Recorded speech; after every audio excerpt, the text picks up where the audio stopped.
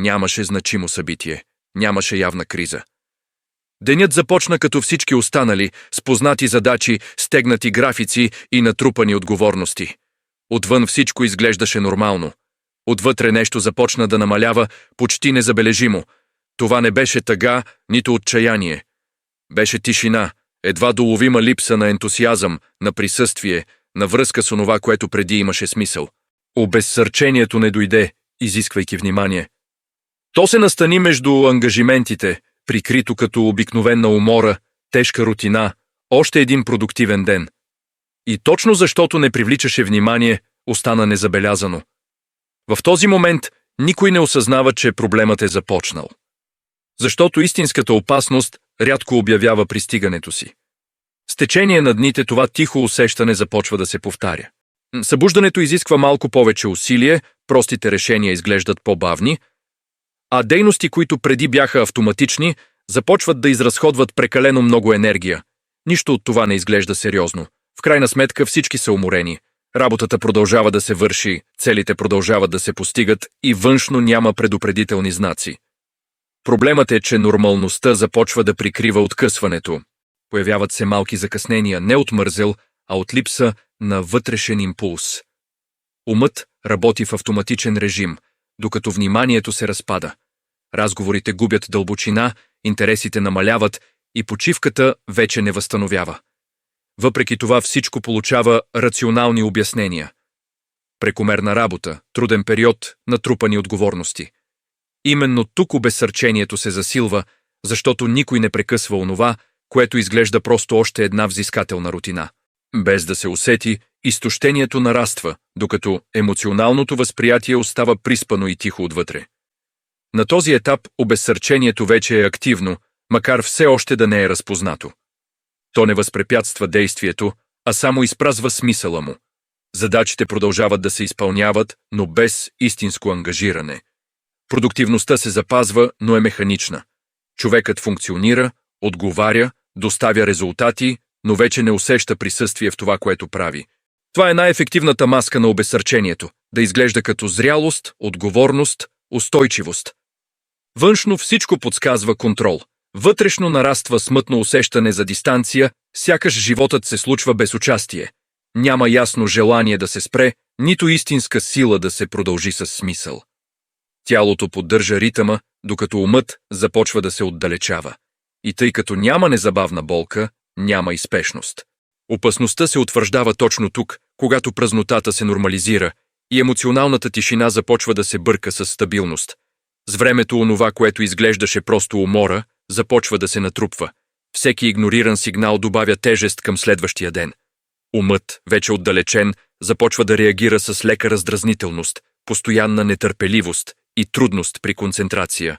Тялото отговаря с напрежение, нередовен сън и умора, която не може да се обясни само с физическо усилие. Въпреки това всичко продължава да функционира. Именно тази непрекъснатост заблуждава. Паузите престават да съществуват, не поради липса на време, а поради липса на осъзнаване. Човекът се научава да преминава през дните на ръба, вярвайки, че това е сила. Малките загуби на ентусиазъм стават постоянни, а емоционалната празнота започва да се приема като част от зрелия живот.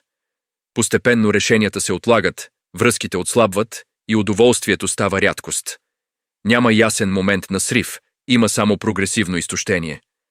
Когато падането най-накрая се случи, то изненадва, не защото се е появило внезапно, а защото е било изградено в тишина, докато всичко е изглеждало под контрол. Преди сривът да се прояви, съществува решаващ момент, почти невидим, в който посоката все още може да бъде променена. Това не е момент на крайна сила, нито на висока мотивация. Това е момент на осъзнаване.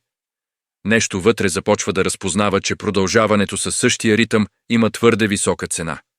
За първи път вътрешната тишина престава да бъде игнорирана. Прекъсването не означава отказ, а наблюдение. Не изисква радикално отдръпване, а само ясна пауза. Това е моментът, в който човекът престава да реагира автоматично и започва да възприема собственото си състояние. Този прост жест прекъсва тихия цикъл на изтощението. Когато обезсърчението бъде разпознато рано, падането престава да бъде неизбежно и превенцията става възможна. Съзнателното прекъсване трябва да се превърне в ежедневна практика, за да има реален ефект. Първата стъпка е наблюдението на собствения ритъм, без осъждане, разпознавайки кога енергията започва да спада по повтарящ се начин. Вместо да се изисква постоянно висока продуктивност, става необходимо да се идентифицират модели, часове, в които умът се разсейва. Задачи, които изтощават повече, отколкото би трябвало, физически сигнали, които показват претоварване. Това наблюдение създава яснота.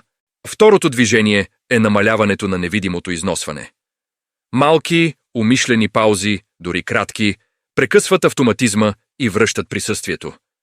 Не става дума за пасивна почивка, а за прекъсвания, които връщат осъзнатостта към момента. Прости корекции в рутината предотвратяват тихото натрупване на напрежение. Накрая идва разпознаването на границите, преди те да се наложат сами. Назоваването на умората, пренареждането на приоритетите и намаляването на излишните стимули запазват менталната енергия. Тези действия не решават всичко незабавно, но предотвратяват напредването на срива.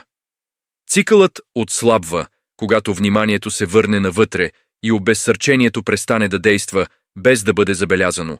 Когато емоционалното съзнание стане присъстващо, обезсърчението губи сила. То престава да бъде невидим враг и започва да функционира като предупредителен сигнал. Ранното разпознаване на вътрешните промени предотвратява неконтролираното напредване на изтощението.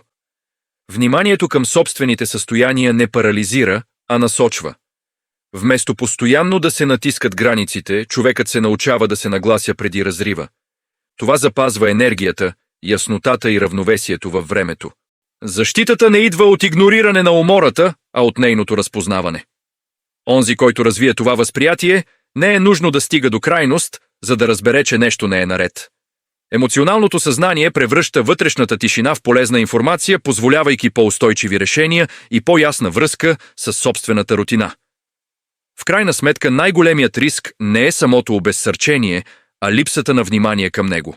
Онова, което се настанява в тишина, расте само когато не бъде чуто. Да останеш внимателен към собствените вътрешни състояния не изисква абсолютен контрол, а постоянна присъственост. Емоционалната умора винаги дава сигнали, макар и дискретни. Игнорирането им струва скъпо. Наблюдението им, напротив, запазва. Когато тишината започне да бъде чувана, падането престава да бъде изненада. Ритъмът се наглася, умът си поема дъх и сривът губи пространство. Превенцията започва точно тук, в момента, в който вниманието се връща навътре, преди изтощението да се наложи да крещи, за да бъде забелязано.